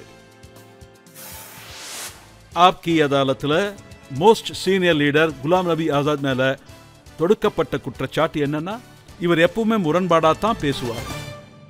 ஆசாத் சார், உங்க புத்தகத்தை நான் படிச்சேன். நீங்க சொன்ன மாதிரி நிறைய பேர் ரொம்ப கஷ்டப்படுறதில்ல. ராகுல்ஜி கஷ்டப்படுறதே கிடையாது. அவர் கிராமங்களுக்கு போய் பார்க்கறதில்ல. அப்படி பண்ணா நல்லா இருக்கும்னு சொல்லியிருக்கீங்க. ஆனா நீங்க தான் நேரு காந்தி குடும்பத்திலேருந்து விழிவிடா போய் ஒவ்வொருத்தரையா கூப்பிட்டு எலெக்ஷன்ல நிக்க சொல்லி இருக்கீங்க. உங்க புக்ல நீங்க என்ன எழுதிருக்கீங்கன்னா, 1999 மேல சோனியா காந்திக்கு காங்கிரஸோட பிரசிடென்ட் ஆகணுங்கிறதுல விருப்பம் இல்ல. 6 மாசம் பொறுத்ததுக்கு அப்புறம் பண்ணலான்னு இருந்தாங்க. நீங்க தான் கட்டாயப்படுத்தி நிக்க வச்சீங்க. ஒவ்வொரு சந்தர்ப்பங்கள்லையும் யாராச்சும் நமக்கு ஒருவர் உதவுவாங்க. அதோட எல்லா மனுஷங்களும் எல்லா நேரங்கள்லையும் உபயோகப்பட மாட்டாங்க. இதுல உண்மை என்னன்னா, இவங்க சோனியா காந்தி பாலிடிக்ஸ்ல வர்றதுக்கு முன்னாடி, அதாவது ராகுல் காந்தி, ராஜீவ் காந்தி வர்றதுக்கு முன்னாடி இந்திரா காந்தியும் நாங்களும் நிறைய டிஸ்கஸ் பண்ணுவோம். இவங்கள அரசியலுக்கு கொண்டு வரணும்னு பேசிப்போம். அவங்க மிஸ்ஸஸையும் கொண்டு வரணுங்கிறது ஒரு கோ இன்சிடென்ட்ஸ் தான். அப்ப எங்க காலகட்டத்துல தான் இது நடந்துச்சு. ஏன்னா கேசரி சார் இருக்கும்போது 98ல எலெக்ஷன் நடந்துச்சு. அப்போ கேசரிஜிக்கு கேம்பெயின் பண்ண தெரியாது. நீங்களே கேம்பெயின் பண்ணுங்கன்னு சொன்னேன். உங்களுக்கு தெரியாது. நீங்க அவங்கள கேம்பெயினே பண்ண விடலன்னு நான் கேள்விப்பட்டேன். இல்ல அப்படிலாம் இல்ல. அந்த எலெக்ஷன்ல சோனியா ஜிவை நீங்க ப்ரொஜெக்ட் பண்ணீங்க. அவங்க கேம்பெயின் கமிட்டியோட சேர்மனா இருந்தாங்க. நான் கன்வீனியரா இருந்தேன். அவரு சேர்மேனாவும் இருந்தாரு, பிரசிடென்டாவும் இருந்தாரு. ஆனா அவருக்கு ஸ்பீக்கராவும் அவரோட வேலையை சரியா செய்யல. எங்கேயும் பெருசா சுத்த மாட்டாரு. ரொம்ப வயசும் ஆயிடுச்சு. ஸோ அப்ப அவர்கிட்ட என்ன சொன்னா, சார் சோனியா காந்தியை வச்சு கேம்பெயின் பண்ணுங்கன்னு சொன்னேன். அதுல என்ன தப்பு இருக்குன்னு கேட்டேன். அப்ப அவங்க, உங்களுக்கு தெரிஞ்ச அளவுக்கு எங்களுக்கு எதுவுமே தெரியாதுன்னு சொன்னாங்க. நீங்களே பண்ணுங்கன்னு சொன்னாங்க. நானும் போன 2 நாள்ல அவங்கள ஒத்துக்க வச்சேன். அவங்களும் கேம்பெயினிங் பண்ணாங்க. இன்னும் டீட்டெயிலா தெரியணும்னா நீங்க புக்ல படிச்சுக்கோங்க. சில மாசங்களுக்கு அப்புறம் நாங்க தோத்துட்டோம். 98ல ரொம்ப மோசமா தோத்துட்டோம். நாங்க என்ன நினைச்சோம்னா, இதோட லீடர் தான் இதுக்கெல்லாம் காரணம்னு நினைச்சோம். எங்களுடைய நிறைய லீடர்ஸ் பிரசிடண்ட் ஆகணும்னு நினைச்சாங்க. ஸோ நான் என்ன நினைச்சேன்னா, அதிகாரத்துக்காக இங்க பெரிய போரே நடந்துருமோன்னு நினைச்சேன். ஸோ இந்த போரை நிறுத்தணுங்கிறதுக்காக சோனியா காந்தியை உள்ள கொண்டு வாங்கன்னு சொன்னேன். ஸோ அவங்கள ஒத்துக்க வைக்க 2 பேர் போனாங்க. ஆனா அவங்க ஒத்துக்கவே இல்லை. ஏன் ஒத்துக்கலன்னு கேட்டா 6 மாசம் டைம் கேட்குறாங்கன்னு சொல்றாங்க. ஸோ நான் இப்பவே முடிவெடுக்கிறேன்னு சொன்னேன். ஸோ அப்ப நான் போய் மேடம் கிட்ட கேட்டேன், மேடம் நீங்க அரசியலுக்கு வரணும்னு நினைக்கிறீங்களா, இல்ல 6 மாசம் எனக்கு டைம் கொடுங்கன்னு கேட்டாங்க. உங்ககிட்ட ஒரே ஒரு கேள்வி கேட்கறேன்னு நான் சொன்னேன். அதுக்கு ஒரு பதில் சொல்லுங்கன்னு சொன்னேன். நீங்க அரசியலுக்கு வரணும்னு நினைக்கிறீங்களா இல்ல வரக்கூடாதுன்னு நினைக்கிறீங்களா? அவங்க என்ன சொன்னாங்கன்னா, சோனியா காந்தி ஆமா வரணும்னு நினைக்கிறேன்னாங்க. ஆனா 6 மாசத்துக்கு அப்புறம்னாங்க. அப்ப நான் என்ன சொன்னேன்னா, ஐ எம் சாரி, அரசியல்ல நவ் ஆர் நெவர் தான். எங்களுக்கு இன்னைக்கு பிரசிடண்ட்டுக்கான அவசியம் இருக்கு. இப்ப அந்த இடம் காலியா இருக்கு. அந்த இடத்த நீங்க தான் ஃபுல் பண்ணணும். இங்க சண்டை நடந்துகிட்டு இருக்கு. இன்னைக்கு நாங்க பிரசிடண்ட்டை தேர்ந்தெடுக்கணும். பிரசிடண்ட் இல்லாம நாங்க 6 மாசம் இருக்க முடியாதுன்னு சொன்னேன். ஒன்னு இன்னைக்கு நீங்க பிரசிடண்ட் ஆகணும், இல்லைன்னா எப்பவுமே ஆக முடியாதுன்னு சொன்னேன். அப்ப மிஸ்ஸஸ் காந்தி சரி ஓகே நான் வரேன்னு சொல்லிட்டாங்க. ஸோ அப்புறம் ஆயிட்டாங்க. ஸோ அப்போ இமிடியேட்டா அது நடந்துச்சு. நான் அதை நினைச்சு ஆனா கவலையெல்லாம் படல. சோனியாஜியை பிரசிடென்ட் ஆக்கிறதுக்காக நீங்க சீதாராம் கேசரிய ஒரு ரூம்ல அடைச்சு வச்சிட்டீங்களாமே. இல்ல அப்படிலாம் இல்ல. இல்ல அதெல்லாம் இல்ல. அது எல்லாமே பொய் கதை. அதெல்லாம் சுத்த நான்சென்ஸ். அதெல்லாம் நம்பாதீங்க. அவரு வீட்டுக்கு போயிட்டாரு. அவரு கூட ஒர்க்கிங் கமிட்டியோட 2 பேரும் சேர்ந்து தான் போனாங்க. இதான் நடந்துச்சு. நீங்க உங்க புஸ்தகத்துல பெல்லாரிய பத்தி எழுதியிருக்கீங்க. இங்க இருந்து தேர்தலில் நிக்கிறதுக்காக சோனியாஜியை நீங்க அங்க கூட்டிட்டு போயிருக்கீங்க. ஆமா கரெக்ட் தான். அதை பத்தி நான் எழுதியிருக்கேன். இப்பவும் நான் சொன்னேன். அது அவங்க கிட்ட எதுக்காக நான் அப்படி சொன்னேன்னா, அது அவங்க ராய் பரேலியில தேர்தலுக்காக சண்டை போட்டுக்கிட்டு இருந்தாங்க. அப்போ நான் சோனியா காந்திஜி கிட்ட என்ன சொன்னேன்னா, ராய் பரேலியில உங்களோட ஃபேமிலி சீட் இருக்கு, அங்கெல்லாம் நீங்க தோக்க முடியாதுன்னு. இங்க கர்நாடகாவில இருந்து 100 சீட்டு ஜெயிங்கன்னு சொன்னேன். அப்பதான் சவுத்துல காங்கிரஸ் இருக்கும். நான் இது வரைக்கும் பண்ணது எல்லாமே காங்கிரஸோட நல்லதுக்காக தான். ஜெயிச்சதுக்கு அப்புறம் காங்கிரஸோட நல்லதுக்காக சோனியா காந்தி கிட்ட என்ன சொன்னா, இந்திராஜியும் இதே தப்ப தான் செஞ்சாங்க, நீங்களும் இதே தப்ப செஞ்சிடாதீங்கன்னு சொன்னேன். சவுத் சைட்ல நீங்க ரிசைன் பண்ணிட்டு இங்க உங்க தொகுதியை நிலைநிறுத்தணும்னு நினைக்காதீங்கன்னு சொன்னேன். நீங்க கர்நாடகாவை உங்க கையில வச்சுக்கோங்கன்னு சொன்னேன். ராய்பரேலியில பிரியங்காவை நிக்க வைங்கன்னு சொன்னேன். ஏன்னா அப்போ பிரியங்கா எலெக்ஷன் இன்சார்ஜா இருந்தாங்க. அவங்களுக்கு அதை பத்தி நல்லாவே தெரியும். ஆனா அதுக்கப்புறம் பார்த்தா பிரியங்காவுக்கு கொடுக்காம வேற யாருக்கோ கொடுத்து வச்சிருந்தாங்க. பெல்லாரியில அவங்க ரிசைன் பண்ணிட்டாங்க. ஆமா. ஒரு சைடுல கேரளா இருக்கு. ஆனா பிரியங்கா காந்தியை ஆக்டிவ் பாலிடிக்ஸ்குள்ள கொண்டு வர ஏன் இவ்வளவு லேட் ஆச்சு? அது ஃபேமிலிக்குள்ள ஏதோ ஒரு விஷயம். அது வேற ஒரு விஷயம். அதை பத்தி நான் புக்ல எழுதல. அது அவங்கக்குள்ள ஃபேமிலிக்குள்ள பேசிக்கிட்டாங்க. பொண்ணை கொண்டு வரக்கூடாது, பையனை மட்டும் தான் கொண்டு வரணும்னு நினைச்சாங்க. ஆனா அதுக்கப்புறம் அவங்க வந்தாங்க. ஆனாலும் பின்னாடி தான் நடக்கிறாங்க. ஸோ ஒருத்தரால நடத்த முடியல. ஆனா 2 பேரும் சேர்ந்து நடத்தலான்னு வந்துட்டாங்க. ஆனா பிரியங்கா அரசியலுக்கு வரணும்னு நீங்களும் ஆசைப்பட்டிருக்கீங்கல்ல? ஆமா இருந்திருக்கு. ராகுல் வரக்கூடாதுன்னு நினைச்சீங்க. ஏன்னா நான் எம்பி ஆவறதுக்கு முன்னாடி அவங்கள பத்தி எதுவுமே எனக்கு தெரியாது. எனக்கு பிரியங்காவை பத்தி தெரிஞ்சது எல்லாம் ராஜிஜியும் நானும். ராஜுஜி பிரைம் மினிஸ்டரா இருக்கும் போது நான் ஜெனரல் செக்ரட்டரியா இருந்தேன். நாங்க டின்னர் பண்ணாமலே ஒர்க் பண்ணிட்டு இருப்போம். 2 மணி ஆயிடும். ஸோ உள்ள போவோம். ஸோ அங்க மீந்து போன சாப்பாடு ஏதாவது இருந்தா டேபிளுக்கு கொண்டு வருவாங்க. ஸோ நான் என்ன சொன்னேன்னா, எல்லாரும் தூங்கிக்கிட்டு இருக்காங்க, இல்ல அவரு பொண்ணு முழிச்சுக்கிட்டு இருக்கா. அந்த காலத்துல இருந்தே இது ரொம்ப கஷ்டமான வேலைன்னு அவங்க பார்த்துக்கிட்டு இருந்தாங்க. 2 மணி வரை காத்திருந்து சாப்பாடு போடுவாங்க. அப்போ அவங்க வந்துக்கிட்டும் போய்கிட்டும் இருப்பாங்க. இவ்வளவு நேரமா வேலை செய்யறாங்களேன்னு வந்து பார்த்துட்டு போவாங்க. ஸோ அப்போ அவங்களுக்குள்ள ஒரு ஆட்டிடியூடை நான் பார்த்துருக்கேன். இப்ப நாங்க என்ன கேள்விப்பட்டோம்னா, சோனியாஜிக்கு உடல்நல சரியில்லாதனால அவங்க ரேபரேலியில நிக்க மாட்டாங்க, பிரியங்கா கண்டெஸ்ட் பண்ணுவாங்கன்னு. அது அவங்களோட வீட்டு பிரச்சனை. நான் சொல்றதுக்கு என்ன இருக்கு? அவங்க வீட்டை பத்தி தான் உங்களுக்கு நல்லா தெரியுமே. சார், நாம பொலிட்டிக்கலை பத்தி மட்டும் பேசுவோம், வீட்டை பத்தி பேச வேண்டாம். நான் எப்பவுமே வீட்டை பத்தி பேசவே மாட்டேன். அவங்க வீட்டுல இன்னொருத்தர் ராபர்ட் வாத்ரா. இல்ல, நான் அவரை பத்தி பேச மாட்டேன். இல்ல, அவர் என்ன சொல்லியிருக்காருன்னா, நான் அரசியல வரணும்னு நினைக்கிறேன். வரட்டும். இங்க எல்லாரும் நான் பப்ளிக் சர்வீஸ் நிறைய பண்ணியிருக்கேன், நான் அரசியலுக்கு வந்தா நல்லா பெர்ஃபார்ம் பண்ணுவேன்னு சொல்லியிருக்காரு. இப்ப அரசியல்ல லட்சக்கணக்கான பேர் இருக்காங்க. லட்சக்கணக்கான பேர். எலெக்டட்லயே நம்ம பஞ்சாயத்து ராஜ்லயே எத்தனை லட்சக்கணக்கான பேர் இருக்காங்க? 10 லட்சம் 30 லட்சம் பேர் இருக்காங்க. அதுல 10 லட்சம் லேடிஸ் தான். Block level, district level, state level லட்சக்கணக்கான பேர் இருக்காங்க. அவங்களும் பொலிட்டீஷியன் தான். குடும்பத்தாளுங்க வரும்போது கடமைகளை பார்த்து பண்ணுவாங்கல்ல, உங்களால காங்கிரஸ் பார்ட்டியை பார்த்துக்க முடியாதா?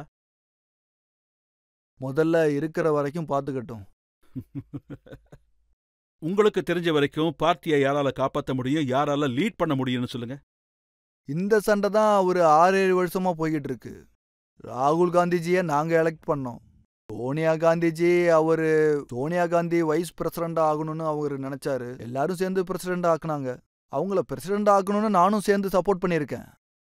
ஆனா பாதியிலே அவரு ரிசைன் பண்ணிட்டு போயிட்டாரு.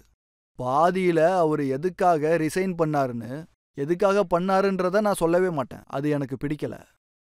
ராகுல் காந்தி ஃபாரினுக்கு போய் நம்ம நாட்டை பத்தி தப்பா பேசிட்டு இருக்காரு. அவரால் எப்படி இந்த நாட்டை ஆட்சி பண்ண முடியும்னு நீங்க நினைக்கிறீங்க? நான் ஒரு 30-31 வயசுல யூனியன் மினிஸ்டரா ஆனேன். அப்ப எனக்கு ஒரு விஷயம் ஸ்ட்ராங்கா சொன்னாங்க. வெளிநாட்டுக்கு போனா நம்ம நாட்டை பத்தி மட்டும் எந்த தப்பான விஷயமும் சொல்லக்கூடாது, நம்ம நாட்டு மக்களை பத்தியும் எதுவும் தப்பா சொல்லக்கூடாது, அதோட நம்ம அரசாங்கத்தை பத்தியும் எதுவும் தப்பா சொல்லக்கூடாதுன்னு சொல்லியிருக்காங்க. ஏன்னா வெளிநாட்டுல நமக்கு நல்ல நண்பர்களும் இருக்காங்க, எதிரிகளும் இருக்காங்க. அப்போ நம்ம வாயிலிருந்து விஷயங்களை புடுங்கணும்னு நினைப்பாங்க. அப்ப என்ன சொல்லுவாங்க தெரியுமா? இந்தியாக்காரன் ஒருத்தன் இங்க வந்தான், இந்தியாவை பத்தி அவனே தப்பா சொல்றான், அவங்க அரசியல் தலைவரை பத்தி தப்பா சொல்றான், அமைச்சரை பத்தி தப்பா சொல்றான், காஸ்டிசம பத்தி தப்பா சொல்றான்னு அவங்க சொல்லிப்பாங்க. இதெல்லாம் நமக்குள்ள நடக்கிற விஷயம். இதை நாம தான் சரி பண்ணிக்கணும். வெளிநாட்டவங்களை, உலகத்தை இதை இன்வால்வ் பண்ணக்கூடாது. உங்களுக்கு ட்ரைனிங் கொடுக்கும்போது என்னென்ன பண்ணணும், என்னென்ன பண்ணக்கூடாது, என்னென்ன பேசணும், பேசக்கூடாது, எங்க எதை பேசணும், எப்படி நடந்துக்கணும்னு சொல்லி கொடுத்துருக்காங்க இல்லையா? அப்படி இவங்களுக்கு யாரும் கத்துக் கொடுக்கலையா? நமக்கு எல்லாம் தெரியும்னு, உலகத்துல எல்லா விஷயம் நம்மளுக்கு தெரியும்னு ஒரு மைண்ட் செட்ல நம்ம இருக்கும்போது அவங்கள யார் என்ன பண்ண முடியும்? மோதிஜிக்கு எதுவுமே தெரியாது, எனக்கு தான் எல்லாம் தெரியும், அதனால தான் மோதிஜி என்ன பார்த்து பயப்படுறாருன்னு இவர் சொல்றாரு.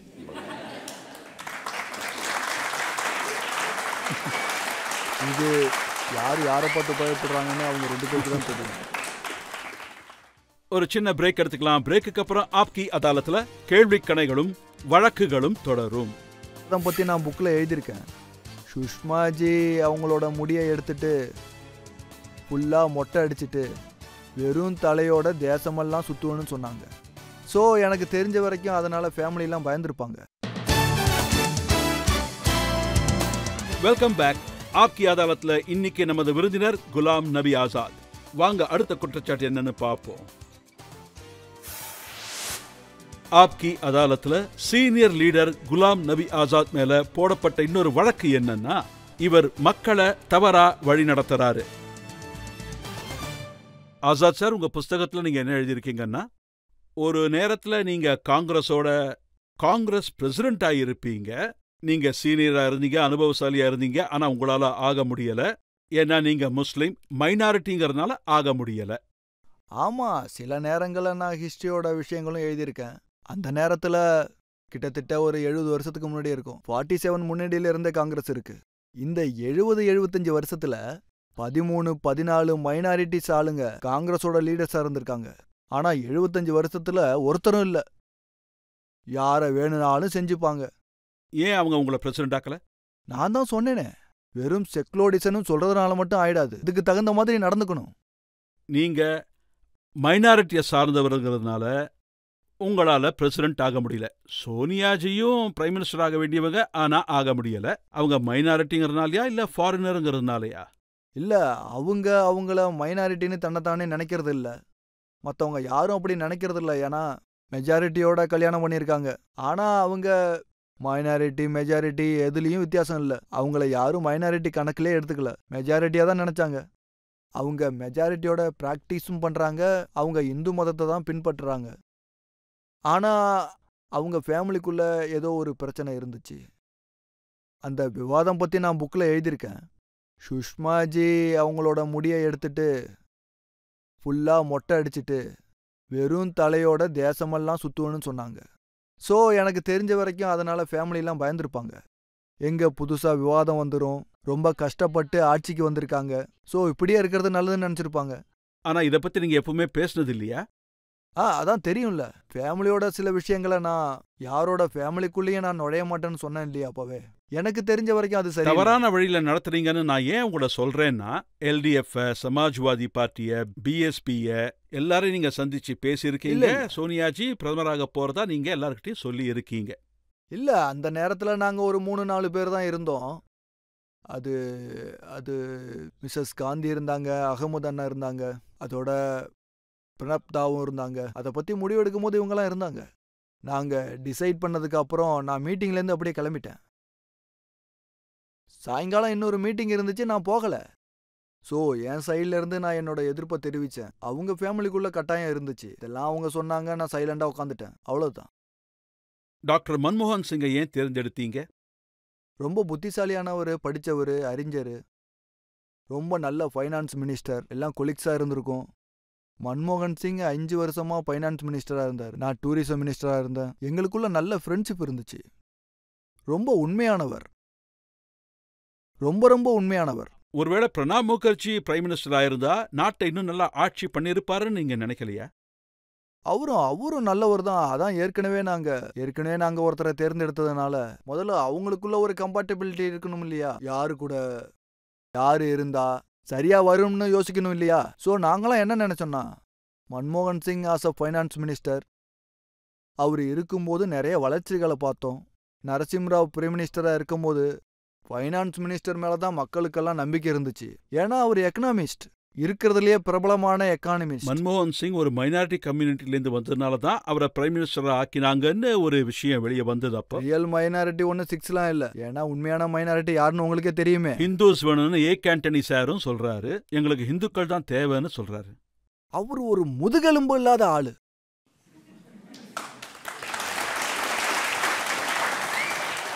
காங்கிரஸோட ஸ்போக்ஸ் பர்சன் சுர்ஜிவாலா என்ன சொன்னாருன்னா, ராகுல் காந்தி வெறும் இந்து மட்டும் இல்ல, உண்மையான இந்துன்னாரு. அப்படி இருந்தும் நான் பிரமோதி அவர் இல்லையா?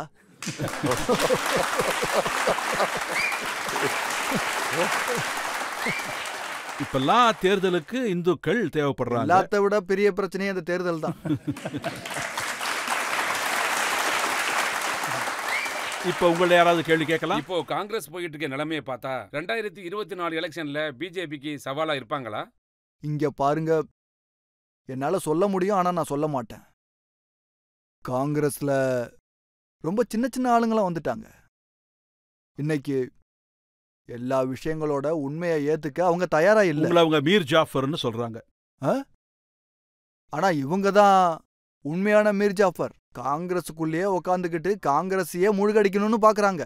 நான் வெளியே இருந்துகிட்டும், நான் வெளியே வந்ததுக்கு அப்புறமும், நான் வெளியே ஆப்போசிஷன்ல இருந்துகிட்டும் காங்கிரஸ் சர்வே ஆகணும்னு நான் சொல்றேன். டெமோக்ரஸிக்கு நல்லதுதான் நடக்கணும். காங்கிரஸ் ஆளுங்களுக்கெல்லாம் இதெல்லாம் ஒரு டிசைவிங்கே இல்லை. ஆனா டெமோக்ரஸியோட நல்லதுக்காக இன்னொரு நேஷனல் பார்ட்டி கண்டிப்பா வேணும். 2 நேஷனல் பார்ட்டி கண்டிப்பா இருக்கணும். அவங்க என்ன சொல்றாங்கன்னா, டெமோக்ரஸின்னு ஒண்ணு இல்ல, டெமோக்ரஸிங்கிறது எப்போ முடிஞ்சு போச்சு, மோடி கழுத்து நினைச்சு டெமோக்ரஸி கொண்டுட்டாரா? ஆக்சுவலி பார்த்தா இவர் அவங்களுக்கு ஹெல்ப் தான் பண்றாரு. ஒருவேளை இவங்க மோடிஜிக்கு ஹெல்ப் தான் பண்றாங்க. மோடிஜி 24 மணி நேரம் வேலை செய்யறாருன்னா காங்கிரஸ் லீடர்ஸ் எல்லாம் அவரை வம்பு இழுக்கிறதுக்காகவே 48 மணி நேரம் வேலை பார்க்கறாங்க. இன்னும் அவர் கேள்விக்கு பதில் கிடைக்கல. 2024ல என்ன ஆகும்னு நினைக்கிறீங்க? ஒருவேளை இவங்க ஜெயிக்கிறாங்க, அவங்க தோக்குறாங்கன்னு சொன்னா, ஒருவேளை நான் பிஜேபி ஜெயிக்குன்னு சொன்னா பிஜேபி காரன்னு சொல்லிடுவீங்க. காங்கிரஸ் இன்னும் வளரும்னு சொன்னா திரும்ப காங்கிரஸ்ல ஜாயின் பண்ண போறாருன்னு சொல்லுவீங்க. ஆனா நீங்க மக்களுக்கு சொல்லலாம் இல்லையா? யாருக்கும் தெரியாம இங்கே சார், அது உங்களுக்கும் தெரியும், என்ன ஆக போகுதுன்னு உங்களுக்கும் தெரியும், எனக்கும் தெரியும், இங்க இருக்கிறவங்களுக்கும் தெரியும். இப்போ ஒரு பிரேக் எடுத்துக்கலாம். பிரேக்குக்கு அப்புறம் இன்னிய judge, former union minister Dinesh Trivedi சாரோட தீர்ப்பு என்னன்னு கேட்போம்.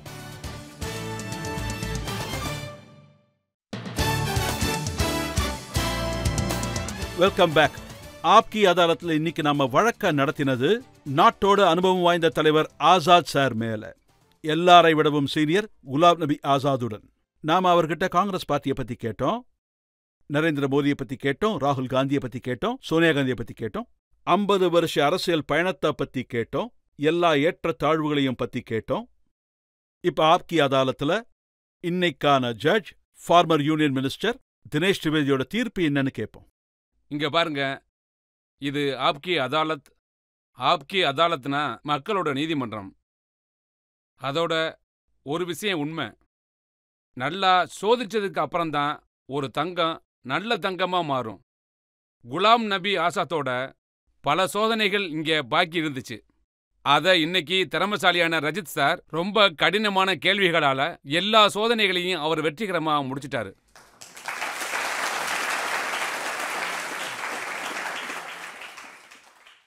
இப்ப பிரச்சனை என்னன்னா, முதல்ல விசுவாசம் இல்லாதவர்னு சொன்னாங்க. எனக்கு ஒரு விஷயம் ஞாபகம் வந்துச்சு.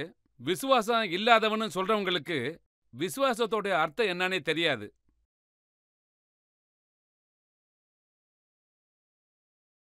இன்னைக்கும் அந்த காட்சி எனக்கு ரொம்ப நல்ல ஞாபகம் இருக்கு.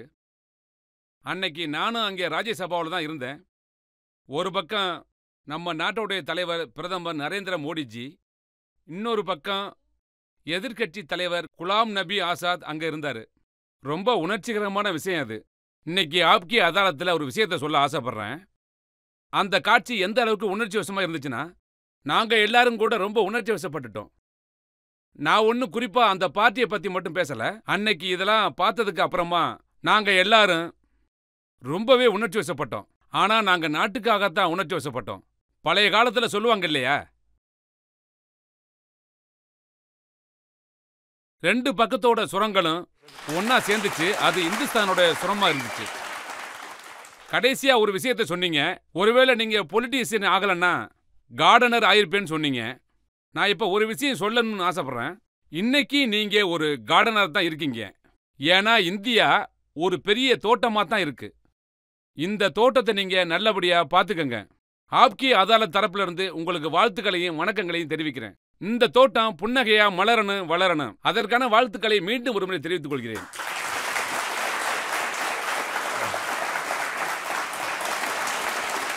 குலாம் நபி ஆசாத் இதே மாதிரி மக்களுக்கு சேவை பண்ணிக்கிட்டே இருக்கணும்னு, ஆரோக்கியமா இருக்கணும்னு, இந்த நாட்டை இன்னும் மேம்படுத்த நிறைய முயற்சிகளை எடுப்பாருங்கிற நம்பிக்கையோடவும் இந்த நிகழ்ச்சியை முடிக்கிறோம். இன்றைய வழக்கு இத்துடன் முடிகிறது. இன்னொரு புது விருந்தினரோட இன்னொரு நிகழ்ச்சியில சந்திக்கிறேன். அதுவரை அன்போடு நன்றியும் வணக்கம்.